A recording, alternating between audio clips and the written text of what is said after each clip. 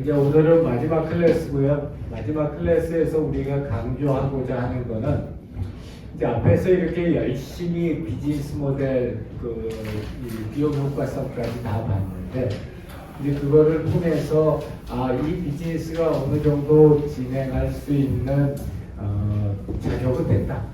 라는 걸 갖다 우리가 컨펌받는다고 생각하면 좋을 것 같아요. 그래서 앞에 비즈니스 모델 통해서 비용 효과성 하고 나서 우리 이만큼 벌 수 있으니까 우리 지금부터 요 액수를 만들기 위해서 노력해보자 라기보다는 이 비즈니스 모델 가지고서 우리가 비용 효과성 분석을 했더니 이건 성립을 할 수 있는 비즈니스 모델이다. 성립한다는 거는 장기적으로 봤었을 때 종업원들과 또 기업의 성장을 충분히 달성할 수 있는 그 정도의 수익이 창출될 수 있는 비즈니스 모델이다 라는 걸 갖다 확인하기 위함이다 라는 거예요.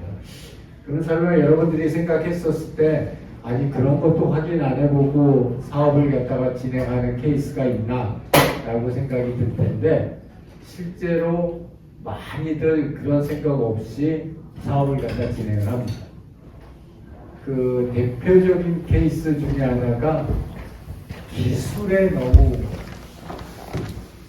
뭐라고 할까 현혹되었을 때 그랬을 때 이 기술이 어떤 비즈니스를 만들어낼 수 있느냐라는 거에 대한 고민보다는 내가 이 기술을 통해 가지고 그 무엇인가를 만들어내겠다는데 너무 많은 치중이 되어 있는 거죠. 이제 그래서 그런 걸 경계한다는 입장에서 비용 효과성이라고 하는 측면을 보고요. 그 비용 효과성에서 이게 비즈니스 모델이 성립될 가능성이 높다 라는 걸 우리가 알게 되면 그 다음부터 이제 그걸 구체화하는 작업을 들어가죠. 그래서 보통은 우리가 이제 아까 얘기했던 MVP를 갖다가 만들어서 조직 내부나 또는 조직 외부에 이런 시스템이 충분히 성공 가능성이 높다라는 것들을 갖다 납득시켜야 돼요.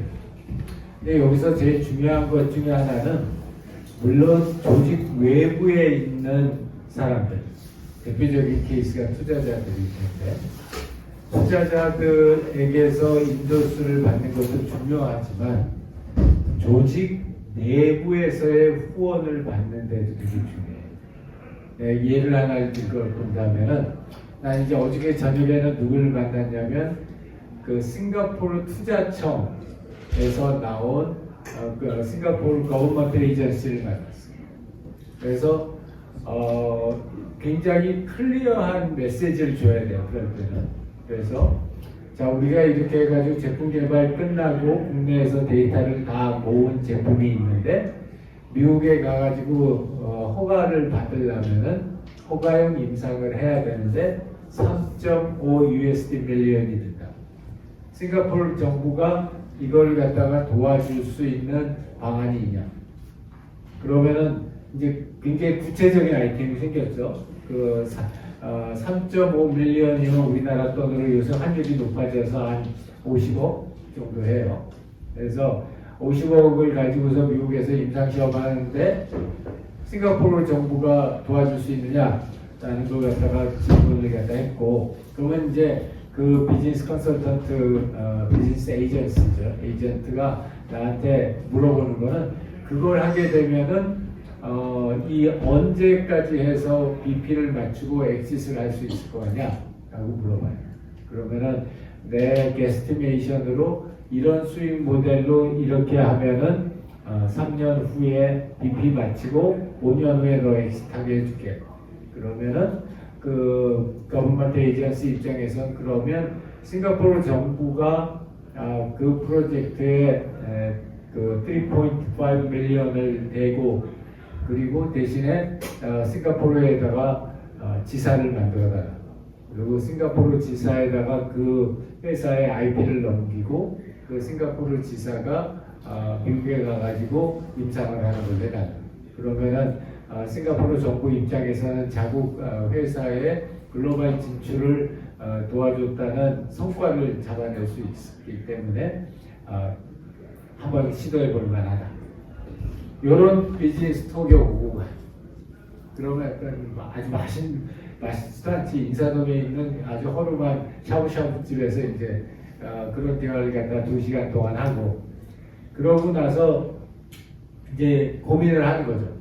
이걸 과연 어떤 제품이라고 싱가포르 사람한테 이 제품을 갖다 설명을 해야 될까? 그러면은 그 제품에 대해서 우리가 설명을 갖다가 어떻게 하면은 짧은 시간 동안에 그것도 뭐 이런 화면도 아니고 음식점에서 밥 먹으면서 하는 얘기인데 어떤 점을 강조해 가지고 우리가 얘기를 했었을 때 이 사람이 우리에게 그 투자 가능 여부를 갖다가 정확하게 이야기해 줄 수 있을까? 그런 대외적인 목적을 위해서도 우리가 제품에 대한 컨셉이 명확해야 되고 대내적인 입장에서 보자면 지금 이제 예를 들어서 우리 회사는 총원이 지금 이제 한 65명 되는데 그 중에서 개발 직군에 있는 사람들이 보통 한 30명 정도 돼요. 30명 개발자가 있으면 그럼 뭐 아무거나 다 만드시겠네요 그러는데 그렇지 않아요. 매번 이제 저녁에 한 8시 반 9시에 퇴근할 때 보면은 우리는 이제 개발이 1팀, 2팀, 3팀에서 각각 팀이 사람들이 한 10명씩 정도 개발자들이 있는데 팀장들은 다 그때까지 뭔가 엄청나게 열심히 개발을 하고 있어요. 젊은 친구들은 먼저 가는데 팀장들은 자기 책임이 있으니까 못 가고 그 내내 이제 개발을 갖다 하고 있어요. 무슨 얘기냐면 내가 대표라고 할지라도 내부적으로 개발팀을 움직여서 어떤 특정 제품을 갖다 개발하는데 맨파워를 쓰게 하려면 내부의 직원들을 설득해야 돼요. 비록 내가 다 월급을 주는 처지라고 할지라도 그렇더라도 그 내부 직원을 설득을 해서 이만큼 그 가능성이 있는 제품이니까 우리 한번 그 3개월만 넣어보자 이렇게 이야기를 갖다가 할 수 있어요. 그래서 그런 정도를 갖다 할 때 그 제품의 컨셉을 명확하게 하고 그 컨셉이 실제 프로덕트에 잘 반영되게 하는 거예요. 이게 그 외부의 투자를 받거나 내부 직원들의 호응을 받는데 굉장히 큰 도움이 됩니다. 아직 프로덕트는 안 만들어졌기 때문에 해보라고 그럴 수도 없는 처지이고 그러다 보니까 이런 컨셉을 만들어내고 그 컨셉을 MVP로 프로토타입으로 만들어내는 작업은 실제 회사에서도 계속해서 하고 있는 작업이기 때문에 이제 이게 이제 결코 뭐 처음 창업할 때 한번 해보고 마는 그런 작업이 아니라는 거죠. 특히 AI 모델이 들어오기 시작을 하면서 그게 더 복잡해졌어요. 왜냐하면 우리가 옛날에는 프로덕트를 한번 만들어서 소위 말하는 런칭을 하면 그때서부터 시작해서 몇 년은 그대로 간다. 이렇게 생각하고 프로덕트 런칭을 물론 중간에 2주에 한 번씩 업데이트는 하지만 프로덕트는 계속 그 모습으로 간다라고 생각하고 프로덕트 런칭을 하는데 이 AI, 특히 생성형 AI가 확 도입되기 시작하면서 그 프로덕트의 업데이트 주기하고 그 다음에 그 프로덕트의 피보팅 프리퀀시가 되게 높아졌어요. 그래서 이 실제로 비즈니스를 하는 사람들 입장에서는 굉장히 혼란스러워. 그러니까 이게 워낙 생성형이니까 생성되는 거에 따라서 바뀌는 거지만 그러나 기존에 있었던 기존의 일반적인 개발자들이나 또는 기존의 일반적인 우리 기획자, 디자이너들은 그런 지속적으로 변하는 제품의 특성에 익숙하지가 않아요. 그래서 굉장히 조직적으로 반발도 심하고 그럴 거 아니에요. 막 몇 달을 밤을 새워가지고 물건을 만들어서 이제 겨우 iOS, AOS 마켓에 올렸는데 그거를 또 당장 바꾸라고 그러니까 굉장히들 혼란스러워해요. 그리고 또 하나 또 어려운 점은 이게 우리가 이 AI 비즈니스를 하니까 그냥 이 어려움이 다 겪어지니까 예전에는 안드로이드나 iOS, 특히 안드로이드는 한번 그 신청을 하면 업로드하고 나서 심사 신청을 하면은 안드로이드는 빠를 때는 당일날 OK가 떨어지고 iOS는 뭐 2, 3일 걸리면은 그 OK가 떨어졌는데 요새 생성형 AI 써가지고 특히 우리처럼 민감 정보인 사용자 건강 정보나 건강과 관련된 인풋을 받는 시스템 같은 경우에는 보통 두세 번은 리젝트를 내요.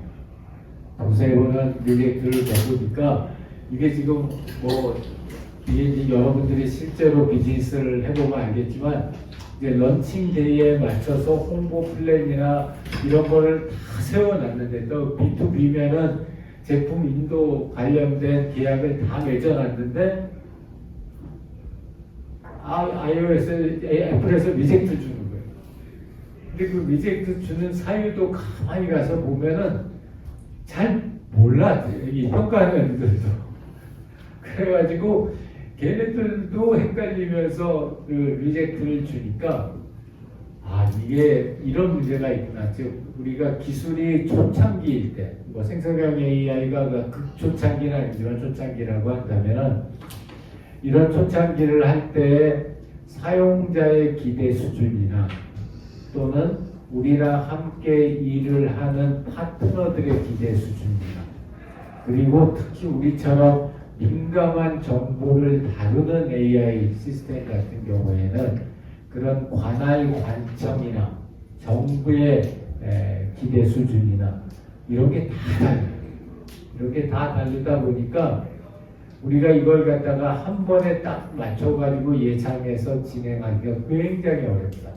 그렇기 때문에 내가 여러분들한테 한 가지만 딱 이야기하고 싶은 거는 마진을 많이 잡아놔. 그 프로덕트 런칭을 하거나 그리고 우리가 무슨 마케팅 홍보를 하거나 이런 걸 할 때 이 슬랙 타임을 많이 잡아놔서 비록 조금 늦춰지는 한이 있더라도 대중 또는 파트너의 신뢰를 잃어버리지 않게 그렇게 마진을 갖다가 많이 잡아놓고 진행을 하라는 말을 꼭 전하고 싶어요. 그만큼 우리 회사에 이제 한 30명 정도가 되는 개발자가 있음에도 불구하고 우리가 생각하지 못하는 외부적인 영향 때문에 출시 일시가 변경되고 딜레이 되는 경우가 비일비재하게 발생한다라는 것을 꼭 강조를 하고 싶었습니다. 자, 그래서 이 그림을 보게 되면은 이제 앞에서 우리가 비즈니스 모델에 대한 플래닝을 갖다 했고 이제 그 컨셉 모델에 대한 플래닝과 인터페이스 설계에 대한 내용들 갖다 다룰 텐데요. 여기에 이렇게 마킹이 되어 있는 이 부분을 갖다가 오늘 다룰 텐데 기본적으로 우리가 이 짧은 시간 동안에 컨셉을 다 만들거나 또는 인터페이스를 다 구축하는 것은 되게 어려워요. 이거는 HCI에서도 각 챕터별로 한 줄씩을 하는 거고 그 다음에 실제 현업에서는 인터페이스 설계하고 구현하는 게 시간이 제일 오래 걸려요. 화면 정의서 나왔을 때서부터 그걸 갖다가 개발을 직접 들어가는 시간이 아무래도 굉장히 많은 시간이 들어가기 때문에 우리가 이 수업 시간에 이 전체 프로세스를 다 할 수는 없고요. 핵심적인 내용들만 골라서 여러분들이 나는 목표는 이제 여러분들이 수업 끝나고 나서 거기서 이 수업에서 나온 제품 기획서를 가지고 이제 내년 1월 달에 나오는 여러 가지 좋은 기회들 그러니까 뭐 예비 창업 패키지라든지 아니면은 이 마이크로 그 엑셀러레이터가 주최하고 있는 여러 가지 이런 뭐라 그럴까요 경진대회나 이런 데에다가 여러분들이 내고 그 실제 투자를 받아서 한번 해보고 했으면 좋겠는 게 내 생각이기 때문에 그냥 내년 초에 예비 창업 패키지를 간다. 그랬을 때 어느 정도 중요하다고 생각하는 것만 찍어서 이야기를 갖다 할게요. 그래서 그런 부분들이 여러분들이 이제 다음 주에 최종 발표를 할 때 그런 부분들을 갖다가 조금 더 구체적으로 설명을 하면은 아무래도 이제 1월 달에 예비 창업이나 이런 거 나올 때 훨씬 더 높은 확률로 선정이 될 거예요. 믿거나 말거나 연세대학교에서 아마 내가 그런 그랜트 수주 규모로 하면은 1등은 아니겠지만 한 10명 안에 들 것 같아요. 10명 안에는 들 것 같아서 그런 팁을 중심으로 해서 이야기를 갖다 할게요. 어저께도 우리가 2개 과제 단계평가를 통과를 해서 앞으로 2년 동안 한 80억 정도를 받을 텐데 이제 그런 단계평가를 받거나 이런 걸 갖다 할 때에도 실제 이런 수업에서 이야기하는 내용들 갖다가 그냥 이게 실제 내 비즈니스를 하면서도 그대로 쓰고 있는 것들이어서 그 내용들을 갖다가 잘 활용을 하고 있어요. 그래서 그 컨셉 모델에서 컨셉을 우리가 보면 되게 애매모호하게 생각하는데 컨셉은 크게 3가지 요소입니다. 첫 번째는 어떻게 생겼냐. 두 번째는 무슨 어떤 구조를 가지고 있냐. 그리고 세 번째는 그 기능이 어떻게 기능을 하느냐. 그래서 보통 컨셉 모델을 할 때에는 이런 정적인 구조는 시스템 아키텍트라는 걸 통해서 보여주고 정적인 기능 같은 경우에는 인터랙션 메커니즘이라는 걸 통해서 보여줘요. 그리고 이제 이런 어떻게 생겼냐 하는 외형적 표현은 인터페이스라는 걸 가지고서 우리가 보여주거나 들려주거나 합니다. 그래서 예를 들자면 내가 어저께 오후 3시에 가가지고 발표를 했던 거는 우리 이 공공의료기관에 뇌졸중 환자들을 케어해 줄 수 있는 그 디지털 헬스 시스템을 구축하자라는 거였어요. 그래서 공공의료기관이라고 하는 게 우리나라의 이 국립대학교 병원들, 그래서 예를 들자면 강원대병원 같은 데가 있고요. 또 적십자병원 같은 데도 국립병원인데, 그러니까 우리나라의 일반 사립병원에서는 워낙 환자들이 몰리고 그러다 보니까 이런 뇌졸중 환자들처럼 오래 치료를 해야 되는 환자들을 케어 못하고 있으니까 이제 거기에다가 우리 국립병원들 이 역할을 갖다 좀 할 수 있게 하자. 그래서 연세대학교는 사립대병원이니까 포함이 안 되고요. 강원대, 경북대, 전남대, 전북대, 충남대, 충북대병원 하고 같이 해서 컨소시엄을 짜고 이제 정부 과제를 지원을 했어요. 그래서 선정이 됐는데 이제 그런 경우에도 그렇다면 이런 컨소시엄의 구조 속에서 우리가 어떻게 환자를 케어할 것이다. 그리고 그 시스템이 만들어졌었을 때 이런 모습으로 보여질 거다. 그리고 이게 작동하게 되면은 환자는 이렇게 사용하고 의사는 이렇게 사용하고 보호자는 이렇게 사용할 거다 하는 내용들을 갖다가 간단하게 어떤 거는 대부분은 영상으로 표현을 해줘요. 영상으로 표현을 해줘서 그걸 갖다 듣는 사람들이 그걸 갖다 보는 사람들이 그 영상은 보통 많아 길어야 1분 미만, 1분 내외 정도의 짧은 영상을 가지고 이 각각의 기능과 구조와 그 표현을 갖다가 보여줘요. 그래서 그런 식으로 해서 우리가 컨셉 모델을 하고요. 아까도 얘기했지만 컨셉을 명확하게 하는 거는 우리 외부에 있는 파트너들의 이해를 돕는 것도 있고 그 다음에 내부의 소통을 원활하게 해서 서포트를 갖다가 받기 위한 목적도 있어요.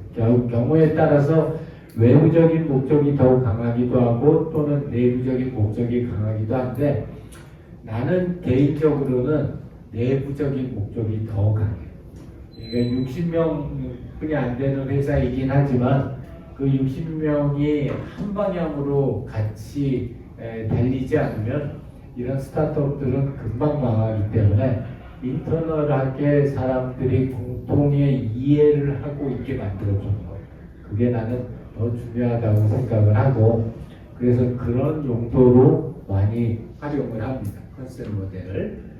그래서 아까도 잠깐 얘기했지만 우리 이 비즈니스 모델과 컨셉 모델이라고 하는 것이 AI를 포함하지 않은 서비스였을 때는 대부분 되게 좀 감성적이고 직관성 있는 그런 데에 많이 초점을 맞춰요.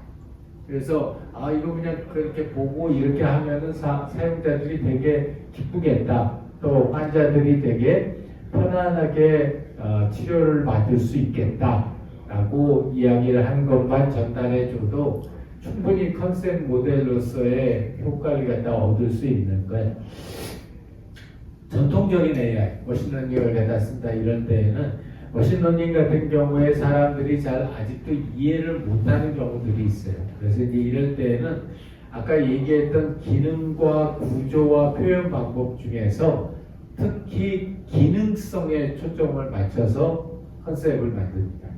그래서 이제 대부분 많이 쓰는 게 시나리오 많이 쓰고요. 그 다음에 실제 영상으로 만들어서 컨셉의 기능을 갖다가 표현해주는 방법을 많이 사용합니다. 안 그러면은 이 머신러닝을 가지고서 어떤 서비스를 줄 수 있는지에 대해서 사람들이 잘 이해 못해요. 그 다음에 생성형 AI 할 때, 생성형 AI 하고 할 때 이게 완전히 다른 게임이 돼요. 왜냐하면 이제 사람들이 생성형 AI라는 거는 어느 정도 듣긴 들었는데 그게 비즈니스 모델로 실제 서비스로 구현돼서 나온 경험을 가지고 있는 경우는 극히 드물어요. 그렇기 때문에 상당히 많은 부분 그 어려움이 많은데요. 이건 이제 뭐 약간은 그 뭐라고 그럴까요? 사실이 아닐 수도 있긴 하지만 생성형 AI를 갖다 사용할 때 가장 중요하게 생각하고 있는 거는 나는 그렇게 생각해요. Beyond expectation. 그러니까 일반적인 사람들이 생성형 AI라고 생각했던 것에서 뭔가 많이 달라져야 돼요. 예를 하나만 들자면 보통 생성형 AI 가지고서 비주얼 그 스티뮬라이를 만들죠. 그러면은 사람이나 이런 그 사물들이 요새 만들어낸 생성형 AI로 만들어낸 걸 보면 아마 여러분도 느끼겠지만 이건 생성형 AI로 만들었구나 그냥 이렇게 보면 알잖아요. 이제는 그 사람들이 더 이상 거기에 놀라지 않아요. 그리고 어떤 의미에서는 식상해요. 그래서 이 생성형 AI 가지고 만들어낸 비주얼을 가지고서 프로토타입 만든다. 대부분 되게 식상해합니다. 왜냐하면은 저건 그냥 어저께도 저거 똑같은 그림 같고 그저 똑같진 않지만 똑같은 품의 스타일의 그림을 받고 그저께도 받고 심지어는 뭐 이렇게 발표 평가를 하러 들어가서 하루에 10팀 하면은 9팀이 다 비슷한 그림까지 와요. 그렇기 때문에 이런 생성형 AI 가지고 할 땐 난 역으로 사람이 그리라고 사람이 그려서 못 그려도 되니까 너무 그 매끄러운 생성형 AI에서 나오는 그런 비주얼한 인터페이스는 이제는 거의 그 효과가 별로 없다. 그래서 이 실제 이제 평가자 입장에서 한번 생각해 보세요. 평가자 입장에서 한번 생각해 보면은 10개 프로젝트 중에 9개는 AI를 쓴다고 그러고 그 9개 중에서 5-6개는 생성형 AI 쓴다고 해요.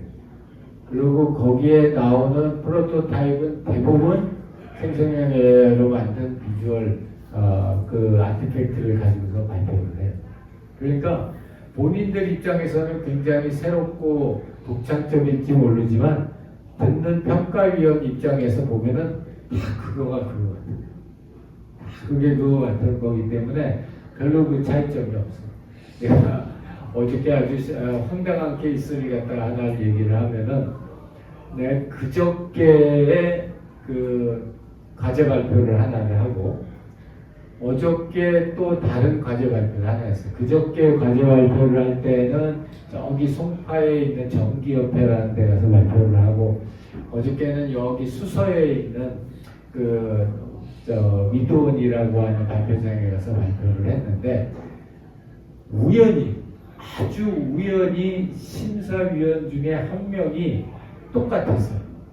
그러니까 그저께 내 발표 듣는 사람이 어저께도 그 발표를 들으러 온 거예요.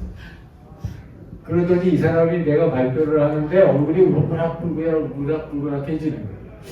그냥 속으로 반가워서 저러나 왜 발표하는데 저렇게 울그락불그락거리지? 그랬더니 근데 내가 발표가 끝났더니 이 사람이 얼굴을 갖다가 막 시리어스하게 얼굴을 지으면서 이게 나는 도대체 비윤리적이라고 생각한다. 그러면서 하는 말이 어저께 발표 들었던 거하고 오늘 발표 들은 게 똑같다.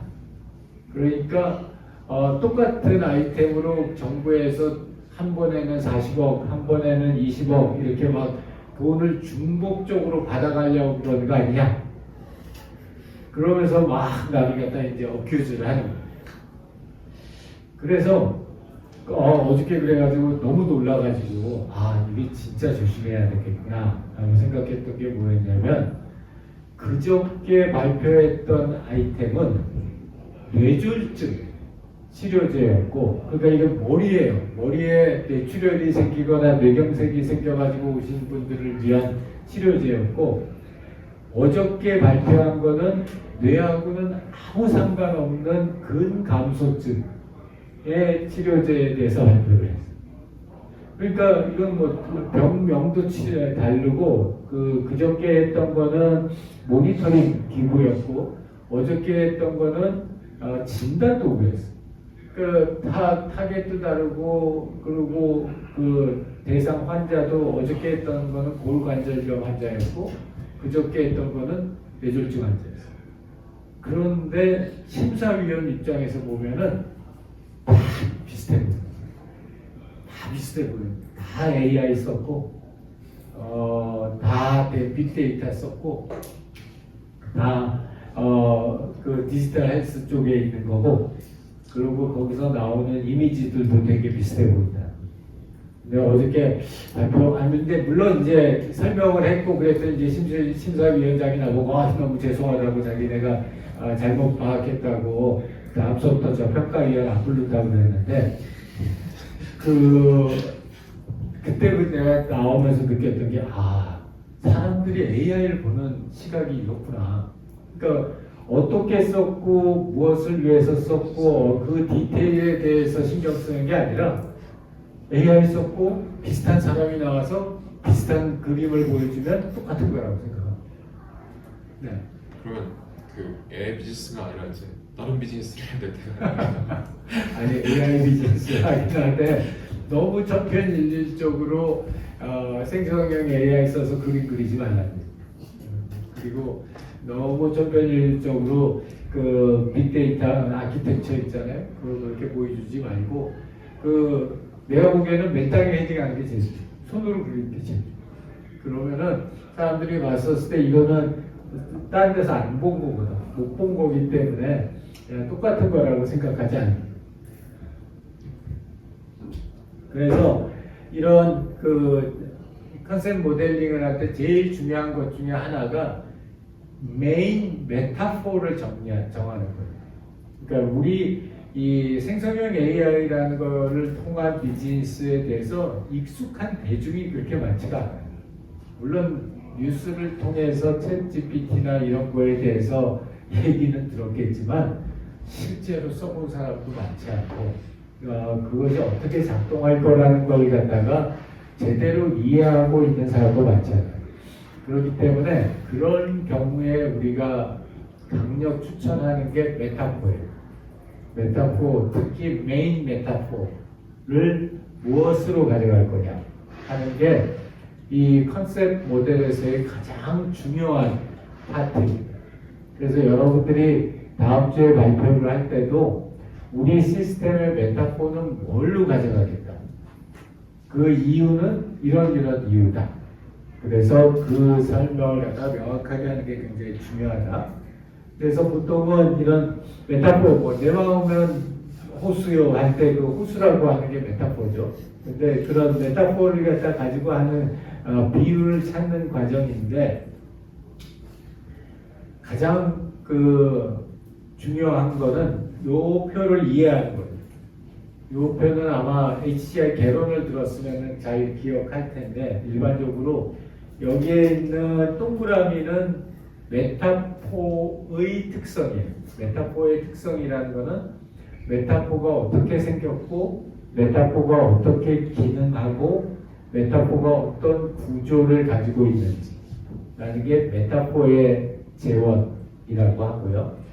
요 네모 표현은 시스템의 재원이에요. 즉 우리가 지금 만들려고 하는 생성형 AI 시스템은 어떻게 생겼고 어떤 구조를 가지고 있고 그리고 어떤 기능을 수행한다. 그러면 이 두 가지 사각형과 동그라미의 접점에 있는 이 부분을 S 플러스 M 플러스라고 해요. 그래서 결국 뭐 쉽게 얘기하면은 메타포하고 실제 시스템이 일치하는 부분이 많다라는 거예요. 그러니까 이런 부분이 많아지는 메타포를 설정을 하는 거예요. 그게 컨셉 모델에서 가장 중요한 단계이고 요걸 갖다가 선정을 할 때 두 가지 조건을 목표로 해서 선정을 갖다 하고 여러분 발표 때도 그 이야기를 해주면 좋을 것 같아요. 그 이야기가 뭐냐? 여기에 있는 S 플러스 M 플러스의 영역의 넓이는 최대한 넓이 대 여기에 있는 S 마이너스 M 플러스 여기 위에 있는 요 부분은 최대한 낮게 만들 수 있는 그런 메타포를 선정해야 됩니다. 즉 다시 얘기할게요. S 플러스 M 플러스는 최대화시키고 S 마이너스 M 플러스는 최소화시킬 수 있는 메타포가 뭔지 그런 메타포를 찾아서 주 메타포로 선정하는 작업이 이 컨셉 모델에서 가장 핵심에 있는 작업이에요.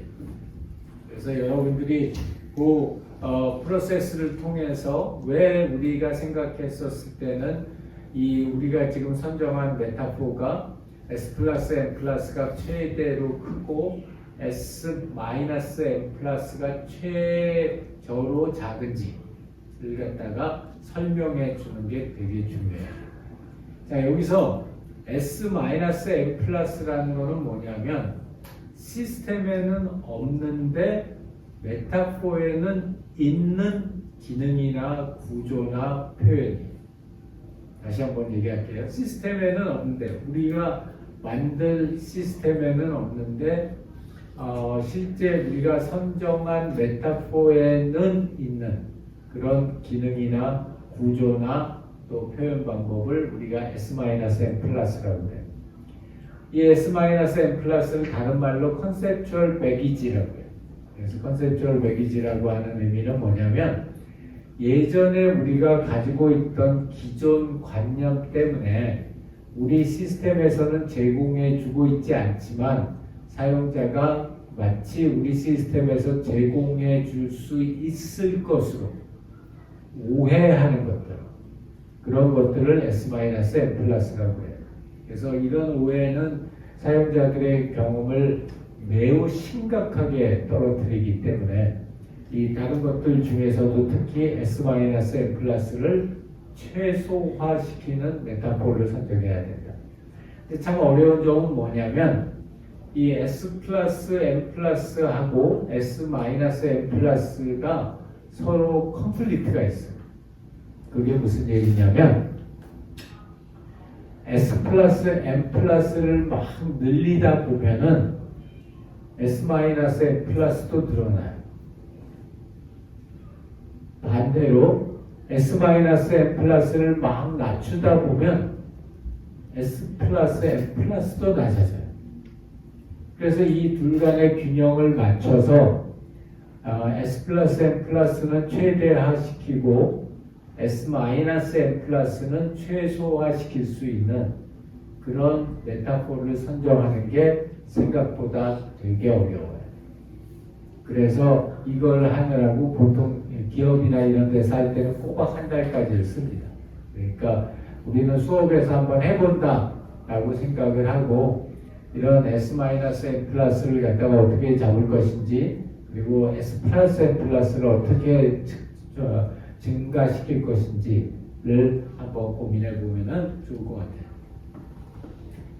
자, 그래서 우리 주 메타포를 갖다 선정을 하고 이 기본적으로 컨셉 모델과 비즈니스 모델에 우리가 만들어낸 메타포가 얼마만큼이나 포괄적으로 이 비즈니스 모델과 컨셉 모델을 갖다 설명할 수 있는지 이 부분을 갖다가 반드시 점검해야 되고요.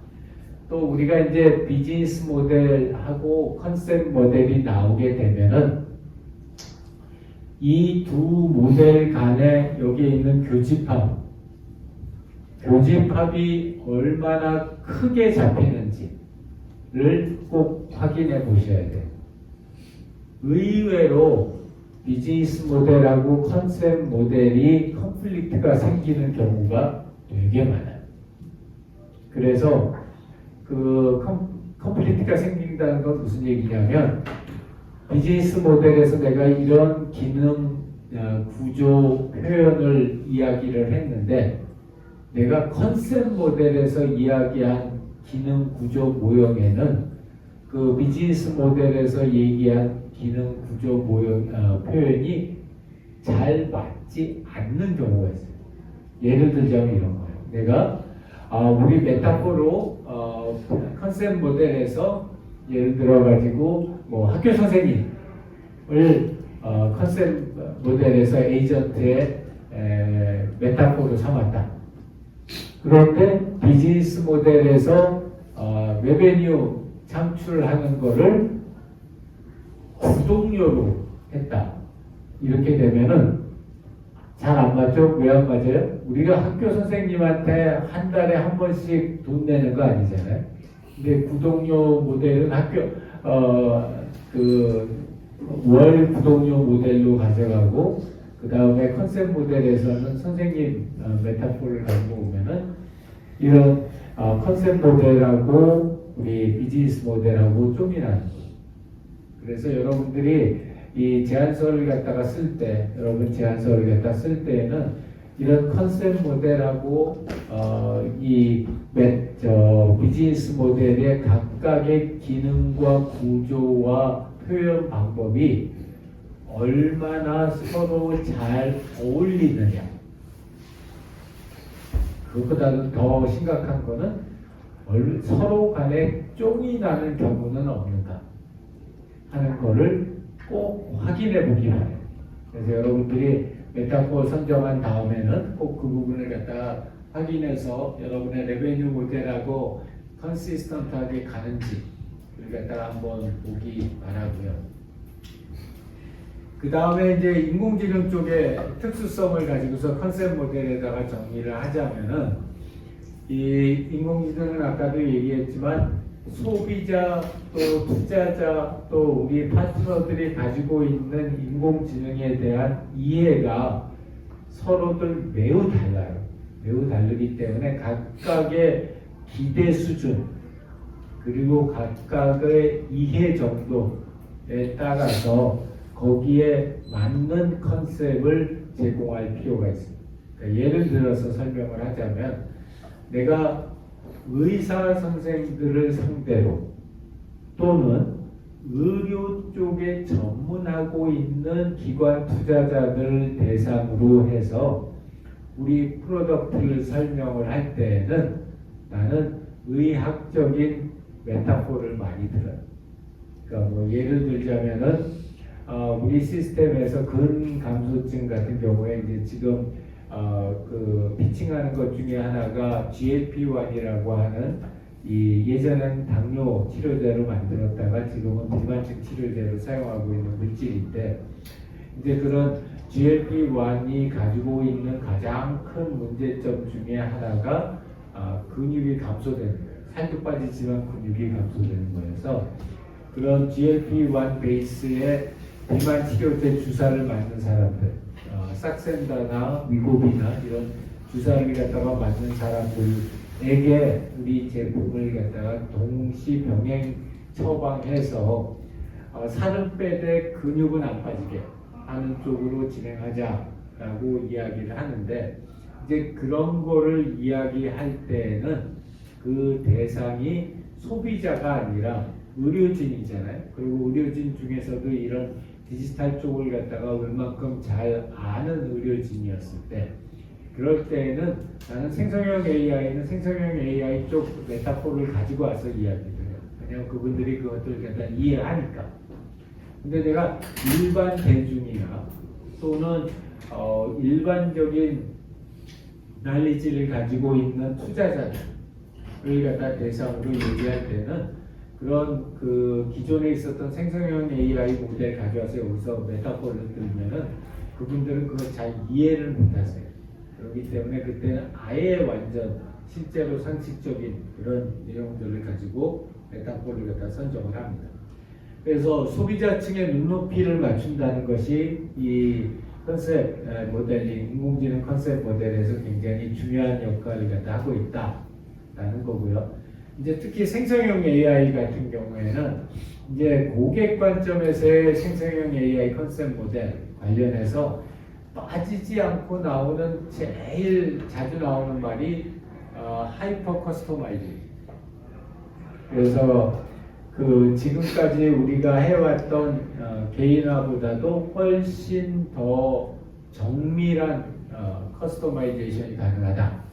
그래서 나는 주로 집사의 비유를 많이 들어요.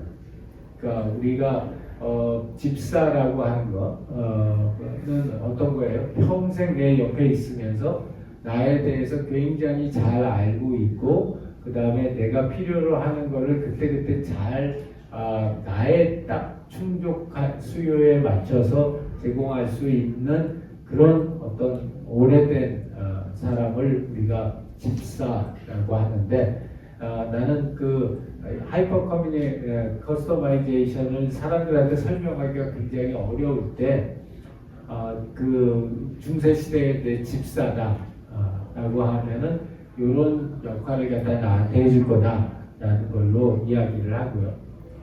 그 다음에 인터랙션이 자연어 처리를 갖다 하기 때문에 당연히 굉장히 자연스럽고 또 이 사용자 입장에서는 굉장히 편하게 느껴지죠.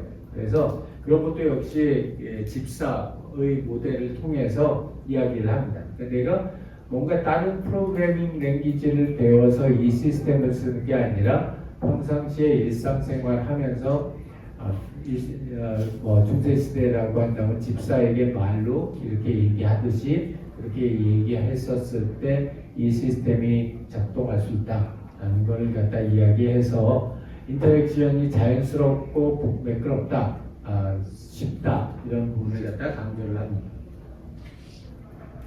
그래서 서비스 제공자 입장에서는 굉장히 중요한 것 중에 하나가 효율성 부분을 갖다 많이 이야기를 해요. 그래서 특히 이제 의료진 같은 경우에 대부분 굉장히 시간 압박이 커요. 시간 압박이 커서 이거 뭐 좋은 얘기인지는 모르겠지만은 그저께 이제 춘천에 가서 우리 수요일날 내가 수요일날 본 수업을 못하고 오늘 하는 것 중에 하나가 춘천에 과제 발표를 하러 갔는데 그 과제 발표를 갖다가 하는 날 우리 이제 같이 콜라보레이션 하는 신경과 의사 선생님이랑 같이 갔어요. 같이 갔는데 그 신경과 의사 선생님이랑 과제 발표하기 전에 이거 뭐 너무 사소한 얘기일 수는 있는데 닭갈비를 먹었어. 닭갈비하고 막국수를 먹었는데 우리 그 과장이 신경과 과장인데 너무 감동하면서 자기 대학교 때 MT에 와서 여기서 그 닭갈비 막국수 먹어본 거 말고는 20년 만에 처음 먹어본다. 얼마나 바빴겠어요. 20년 만에 닭갈비를 먹어보겠어요. 근데 이제 그 얘기를 갖다 들으면서 의사 선생님들 입장에서는 아주 정확해요. 내 시간을 얼마나 줄여줘. 내가 써야 되는 시간을 얼마나 줄여주냐. 그 아까 그래서 우리 그 발표했던 개인 발표했던 그 시스템 같은 경우에 의사 입장에서 상당히 환영할 만하죠. 그러니까 본인이 진료 시간을 단축하고 환자들하고 좀 더 많이 디스커션이나 눈높이를 맞출 수 있기 위해서 자기의 다른 시간을 줄여준다. 그럼 굉장히 좋아할 거예요. 의사 선생님들도 양식이 있는 의사 선생님들은 그 요새 30분 대기 3초 진료 뭐 이러잖아요. 그러니까 이제 그런 거에 대해서 되게 미안해들 해요.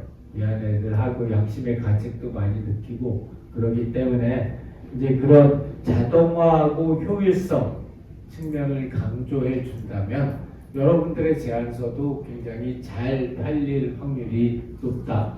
이렇게 얘기를 갖다가 할 수 있습니다.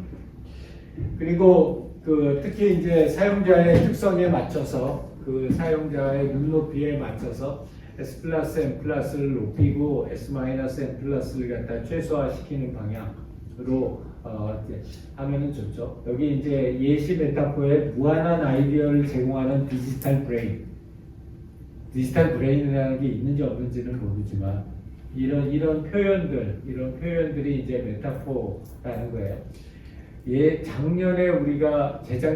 재작년에 CES 갈 때 이제 CES의 부스를 만들어 놓고 홍보할 때 우리가 뭐라고 캐치프레이즈를 가지고 왔냐면 brain health, 뇌의 건강, 한국말로 하면 뇌 건강이죠. brain health라는 걸 갖다 캐치프레이즈로 해서 우리 부스에다가 이제 크게 글자를 갖다 그렇게 했어요. brain health. 그랬더니 지나가는 사람들이 뭐 CES 가본 사람들은 알겠지만 어마어마하잖아요. 그래서 지나가는 사람들이 들려서 굉장히 궁금해해요. brain health가 뭐냐? 이게 뭐 의학적인 용어는 아닌 것 같고 어떤 의미에서 이런 brain health라고 하는 메타포를 만들었느냐? 그러면 이제 거기서부터 시작해서 이야기가 진행될 수 있는 것이기 때문에 여러분도 그런 직관적인 메타포를 알아봤으면 좋겠다라는 거고요. 그 다음에 이런 메타포를 만드는 과정에서 백워드로 지금 우리가 앞에서 만들어놨던 비즈니스 모델을 수정할 수도 있어요. 우리가 메타포를 만들고 그 메타포를 가지고서 사용자 반응을 얻다 보면은 우리가 처음에 생각했던 그 비즈니스 모델이 성립하지 않는구나 라는 걸 갖다 깨달을 때도 꽤 많이 있어요. 최근에 이것도 최근 요새 다 최근 일이니까 지난주에 우리가 소프트웨이브라고 하는 전시회에 참여를 했어요. 소프트웨이브라고 하는 전시회에 참여를 했는데 이제 그때 우리 선생님이 하나 아이디어를 낸 게 우리가 맨날 우울, 불안, 스트레스 막 이렇게 너무 부정적인 얘기만 하다 보니까 사람들이 좀 매력적으로 안 느낀다, 우리 서비스를. 그래서 이걸 좀 긍정적인 톤으로 좀 바꿔보자. 그래서 그 긍정적인 톤, 그럼 뭘로 바꾸냐? 그랬더니 행복지수 라는 걸 한번 만들어서 그 행복지수라고 하는 거를 가지고서 한번 요번에 전시회를 한번 가보자 얘기를 해서 또 우리 개발팀이 밤새워서 이제 행복지수를 만들고 그리고 그 행복지수를 가지고 가서 실제로 그 소프트웨이브 부스에 오는 한 30명의 관람객들한테 그 행복지수에 대한 반응을 살펴봤어요. 그래서 그 반응을 살펴봤더니 난 거기서 이제 가장 충격적인 그 문장이 뭐였냐면 굳이 행복을 지수로 표현해야 되나요? 그런 문장이었어요. 그래서 그 문장을 갖다 보고서 이 프로젝트는 접읍시다 라고 얘기를 갖다 했는데, 그러니까 뭐 어떻게 생각하면은 굉장히 그 뭐라고 할까요? 처음에 들었을 때는 저거 비즈니스 모델 될 수 있을 것 같은데, 사람을 좀 더 행복하게 해주는 거, 그게 뭐 우울증 치료하는 것보다 훨씬 좀 듣기도 좋고 사람들이 더 선호할 거다라고 생각을 해서 막 며칠 백방을 갖다 세워가지고 이렇게 해가지고 갔는데, 20명만 해봐도 결과가 너무나 클리어하게 나타납니다.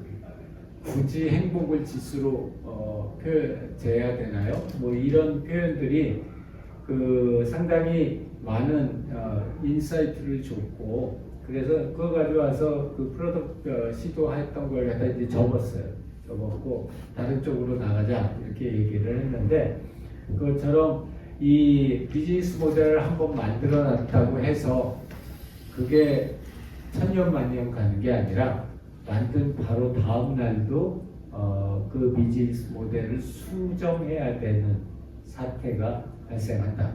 특히 생성형 AI처럼 이 사용자의 니즈나 또는 사용자의 이해 정도가 낮을 때, 그럴 땐 더욱더 그렇다라는 거고요. 그래서 이제 우리가 사용자 경험 중심으로 해서 생성형 AI를 만들어서 가급적이면 빠르게 그 반응을 갖다 얻는 게 되게 중요해요. 이 부분에서 제일 강조하고 싶은 거는 빠르게 반응해요. 빠르게. 그래서 보통 이제 그 워킹 프로토타입 만들어 달라고 그러면 개발팀에서 보통 한두 달 걸린다고 그래요. 워킹 프로토타입 만들어 달라고 그러면. 근데 한두 달 하면 늦어요. 그러면 내가 얘기하는 거는, 그럼 있는 화면 중에서 그 화면을 그냥 쓸 수 있는 거, 그걸 얻는 거는 그냥 손으로 그려서 가자. 근데 핵심은 뭐냐면 이 시스템이 얼마나 완성도가 있냐 또는 얼마나 멋있냐 이게 아니라, 사용자가 본인이 이 시스템을 사용했다면 얻을 수 있는 경험, 그 경험에 얼마나 근접하냐라는 게 훨씬 더 중요하다.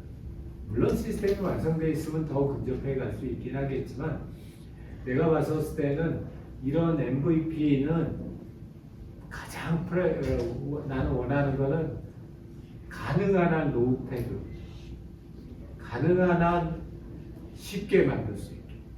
그래서 뭐 피그마 굳이 안 써도 돼. 굳이 피그마 안 써도 되고, 프로토타입 굳이 안 해도 돼. 그냥 여러분들 잘 쓸 수 있는 비주얼한 도구들, 뭐 파워포인트도 있고, 아니면은 종이에다 그냥 그려도 좋아요, 손으로. 그래서 중요한 거는, 프로토타입에서 중요한 거는 사용자에게 이 제품이 완성되었을 때 당신이 이런 경험을 할 거야 라는 거를 가장 근접하게 보여주고, 다만 비용이나 시간 대비 가장 근접하게 보여주고 그 사용자의 반응을 받는 것, 그게 가장 중요한 목표인데, 그래서 그런 목표를 갖다가 달성할 수 있도록 가는 것이 가장 중요한 그 골이다, 이렇게 생각하면 좋을 것 같고요. 실제 사례로는 뭐 오픈 AI나 챗 GPT나 이런 경우에 보면은 참 그 메타폴 잘 사용했어요. 실제로 하면서 개인 튜터라든지 이런 식으로 상당히 많은 메타폴을 갖다 사용했고, 그 다음에 너무나 놀랍게도 무지하게 빠른 시간에 유료로 구독 모델을 갖다가 정착을 시켰고, 이런 부분들도 우리가 되게 배울만하다고 생각을 하고요. 그 다음에 특히 이제 AI 쪽 특화 전략으로 가지고 있는 게 지속적으로 변화시켜 나가요. 해당되는 우리 메타폴을 만들었다면은 그런 메타폴을 갖다 지속적으로 변화시켜 나가는 작업을 하고, 실제로 컨셉 모델링을 갖다 하거나 이런 초점을 맞출 때에도 너무 AI에 초점 맞추지 마세요. 초점을 맞춰야 되는 거는 어떤 가치를 추가적으로 줄 수 있는 우리 생성형 AI를 써서 만든 시스템을 사용하는 사람이 기존의 시스템에 비해서 어떤 점에서 추가적인 밸류를 제공해 줄 수 있느냐 그 부분에 초점을 맞추고 이걸 뭘 생성형 AI 챗GPT를 썼는지 뭘 썼느냐 하는 거는 굳이 강조 안 해도 된다. 그런 점들 갖다가 강조를 갖다 하고 싶고요. 그 다음에 이제 우리가 이렇게 메타포가 정해지면 그 메타포를 가지고 스케치를 해서 디지털 플랫폼으로 이런 그러니까 구체적인 워킹 프로토타입을 만들죠.